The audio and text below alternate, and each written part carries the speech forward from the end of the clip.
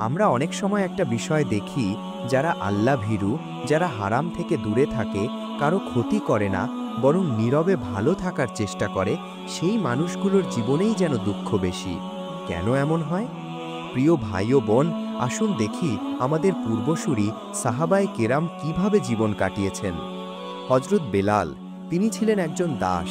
ইসলাম গ্রহণ করার কারণে তার গায়ে গরম পাথর ফেলে নির্যাতন করা হতো, কিন্তু তিনি শুধু বলতেন, আহাদ আহাদ, একমাত্র আল্লাহর নাম।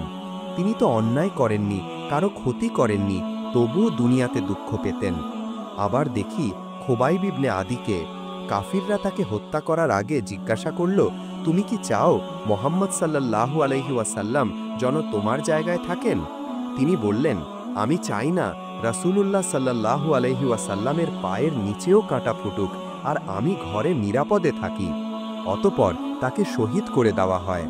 এটাই ছিল আল্লাহর প্রিয় বান্দাদের পথ, সত্য ও ত্যাগের পথ।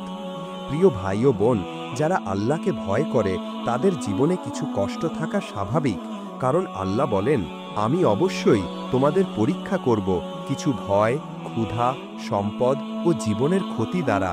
সূরা বাকারা। কিন্তু আল্লাহ সেই পরীক্ষার শেষে বলেন, সবরকারীদের সুসংবাদ দাও।